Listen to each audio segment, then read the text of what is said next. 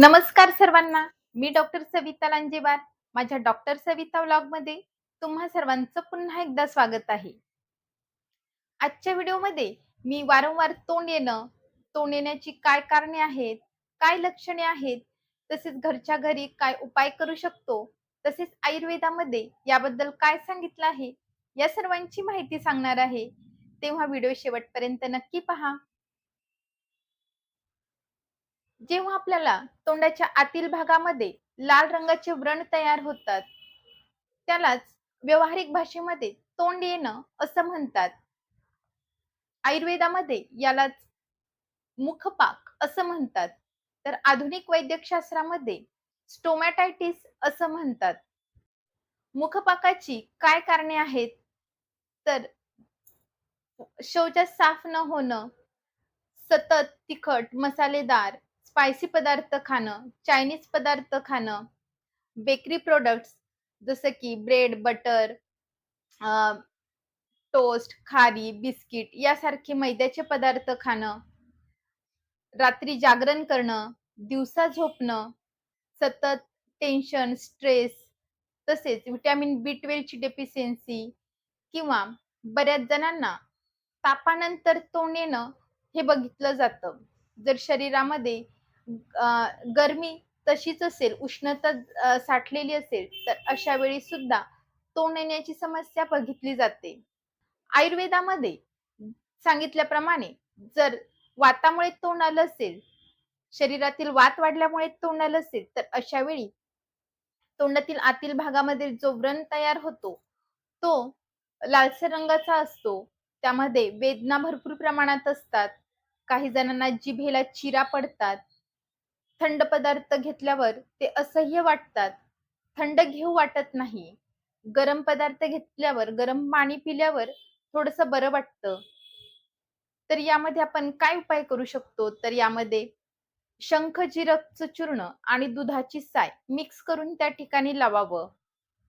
तसेच जे तीळ तेल असतं ते तीळ तेल कोमट करून त्याने गुळण्या कराव्यात किंवा कोमट पाण्यामध्ये 1 ते 2 चमचे तीळ तेल टाकून त्याने गुळण्या कराव्यात.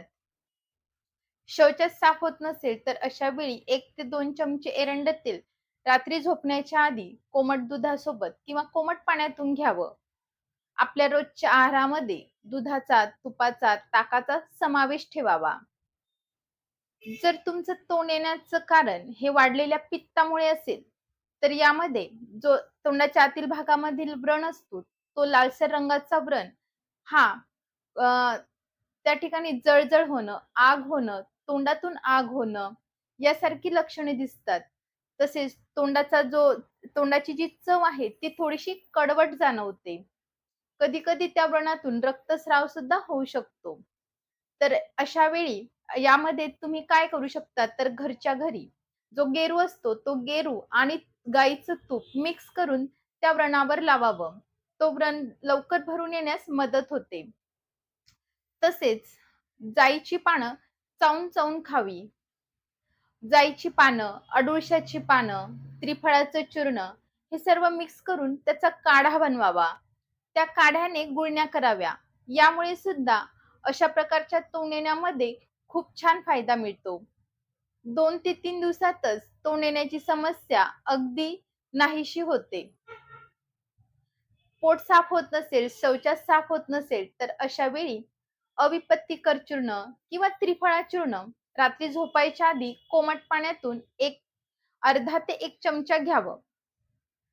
जर अंगामध्ये, शरीरामध्ये अधिक उष्णता असेल, खूप तोंडातून जळजळ, वाफा निघत असतील, तर अशा वेळी प्रवाळयुक्त गुलकंद 1 ते 2 चमचा सकाळ-संध्याकाळ घ्यावं किंवा बाजारामध्ये आयुर्वेदिक स्टोअरमध्ये चंदनासव मिळतं. ते तुम्ही 3 ते 4 चमचे दिवसातून 2 ते 3 वेळा पाण्यामधून जेवल्यानंतर घ्यावं. जर तुमचे तोंड येण्याची समस्या ही वाढलेल्या कफामुळे असेल, तर अशा वेळी जो तोंडातील आतील व्रण असतो, तो थोडासा गुळगुळीत असतो. त्यामधून कधी-कधी स्राव सुद्धा येऊ शकतो. आपली जी तोंडाची चव आहे, ती थोडीशी गोडसर होते. तर यामध्ये तुम्ही त्रिफळा पावडरच्या चूर्णाचं कोमट पाण्यामध्ये टाकून गुळण्या करू शकता किंवा त्रिफळाच्या काढ्याने गुळण्या करू शकता. पोट साफ व्हावं यासाठी त्रिफळाचं चूर्ण रात्री झोपायच्या आधी 1 चमचा कोमट पाण्यातून घ्यावं.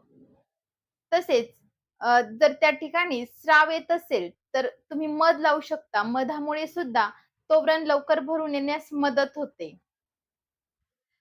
जर तुम्हाला वारंवार तोंड येण्याची समस्या असेल, खूप काही जणांना दर 15 दिवसांनी तोंड येतं, तर अशा वेळी आपल्या व्हिटॅमिन B12 ची लेव्हल चेक करून घ्या. आपलं आतड्यांचं आरोग्य कसं आहे ते चेक करून घ्या किंवा रात्री जागरण, दिवसा झोपणं, अ, जर तुमच्या आहारामध्ये काही चुकीच्या सवयी असतील, तर त्या पहिले बंद करा.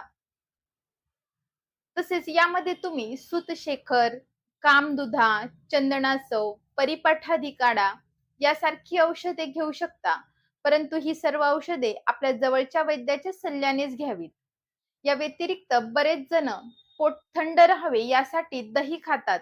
परंतु दही हे थंड नसून गुणाने उष्ण आहे. म्हणून उन्हाळ्यामध्ये, अ, शरद ऋतूमध्ये तसेच वसंत ऋतूमध्ये दही खाणं टाळावं. जर तुम्हाला आजचा व्हिडिओ आवडला असल्यास व्हिडिओला लाईक करा. चॅनेलला सबस्क्राईब नसेल केलं तर चॅनेलला सबस्क्राईब करा. हेल्दी खा, हेल्दी राहा, आयुर्वेदाला जवळ करा.